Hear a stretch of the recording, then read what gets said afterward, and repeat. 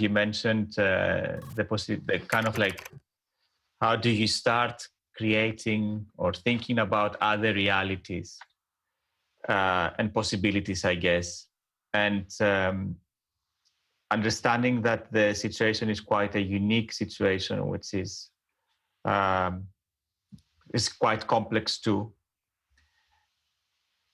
Do you think that even starting thinking about other realities while in the period of confinement is problematic, because the situation after as well will be completely different again, and also completely different from every kind of like sense of imagination or imagining it or the after? Yes, well, I guess this question of either trying to explore alternative realities or to basically, if not open the door to another world, take the lenses of someone else to see this world differently, is definitely something that I'm trying to focus on these days. The reason for it is that I feel in a way that the real itself never had, as I said, more imagination, and in a way we are left behind, you know? So to me, the question now is like, do we actually need to build alternative realities to maybe escape, as we just discussed, or build lenses, new lenses to understand it better? Maybe the questions of interconnectedness, interactions that we all have together in order to multiply the perspectives that we do have. And definitely in that case, what's being kind of an urgency is that, to me, in order to better understand the real, like the only reality we all share, we still have to make a detour through alternative lenses. Because our past lenses basically cannot make sense out of it. They are part of the equation, and they are part of the problem itself, obviously. We are part of the solution, and that's great. But in order to really reconnect to this reality, I think we definitely need to make a detour from future fiction, for fiction itself. Like, there's this beautiful sentence from Proust talking about literature, and I'm sorry, I'll say it in French, but he says that la grandeur de l'art, c'est de retrouver la réalité loin de laquelle nous vivons. And it's exactly what I feel. It's like we've been living far away from the real through so many different realities, like economic realities, etc., etc. And now that the real is stronger than us, we see only this, confined, all of us at our homes, and we need to make a detour. We need to take back the lead on imagination in order to have this overview, to understand better what's going on. I think that in some ways, I mean, this is the poetic, la partie poésie of our predicament. And recently we've been talking also about real realities, which I think you're a little bit involved with as well, working with the UN on the SDGs, working with AI for Good. I think these initiatives now, before they really had an impact on this, on the environmental issues, on the issues of human rights, on the issues of managing the future, freedom, reliable sources.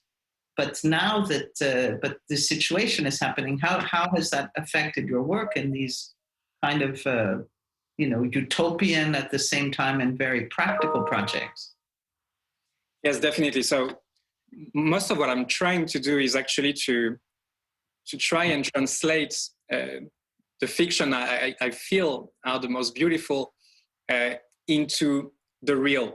Actually trying at my small scale to bring them back. Like, you have a Maurice Godelier idea of saying you have the real and you have sub-real and over-real, and the over-real will be like this kind of fictions that can affect reality. And definitely what I'm trying to do through my company, etc., is to bring those fictions into reality in order to transform, metamorphose it.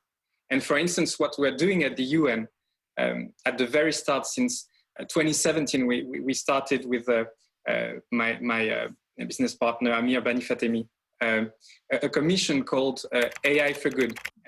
And each year I'm trying to be a rapporteur, a chair for one of the section that we have. And basically the overall goal here is to try and see how artificial intelligence could help accelerate the solutions towards the Sustainable Development Goals, the 17 SDGs of the United Nations. And the way I see like the role of fiction in a way in our work, and the way this reality today has changed it also, is that for quite some time, I must say, for the first 2 years maybe, we are really looking at it like kind of brutally, saying, okay, where can AI help any SDG, taking a solution to a problem, and if not having a techno-solutionist aspect to it, at least having some kind of, just get it done, and let's try to see how to bring problem owner with problem solvers, etc. What we understood in the past few years, and definitely fiction were a big part of it for me, is that we had to move from AI for good, meaning we can move away from the Terminator story and push a positive imaginary in AI in order to solve the real problems that we have today. It's something I do believe in, because I feel the complexity of the age we are living in needs for us humans to grasp more intelligence than we can, because of the real complexity of any aspect of knowledge today, because of the capacity of AI to transfer and transform chaotic information into actionable knowledge, basically to augment our cognition, to understand better the world so that we can enact on it. And so we understood that, of course, we could act on almost all of these sustainable development goals, because AI itself is a general purpose technology, like electricity was. We're augmenting not only our arms now in this industrial revolution, but our brains mostly. And we see it every time. I'd love to give a few examples with aspect on climate, etc. But the point here to me is that over the past few years, with all of the problems that we faced, we went from AI for good to AI for all, trying to focus on the last sustainable development goals, that is called partnership for the goals. That is, to me, the most fascinating. It's the last one, but it may really be like goal zero, like the one we actually need for all of the others. It's a challenge and a tool, a way to be there. And partnership for the goals is actually about saying we will not be able individually, whether you would be a state, a company, a citizen, to address a problem yourself, an SDG. Because all of the SDGs are interconnected, you also have to have a global picture, to have a global alliance, kind of an orchestra working together towards solving a problem, or actually approaching a solution.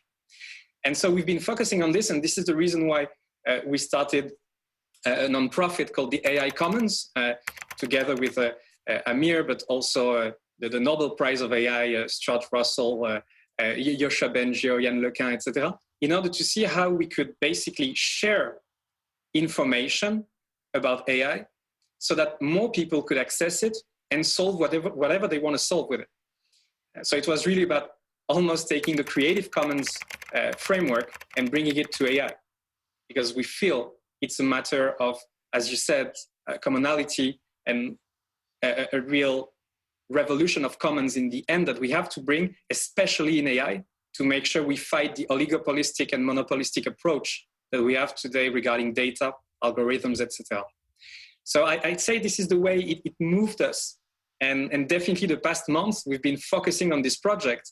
The reason for it is that we have to share data to understand better the virus that we have today. We see that everyone on Earth is facing the exact same virus, but we don't know how to communicate with each other. It's like the Tower of Babel. We're not able to communicate with a universal language.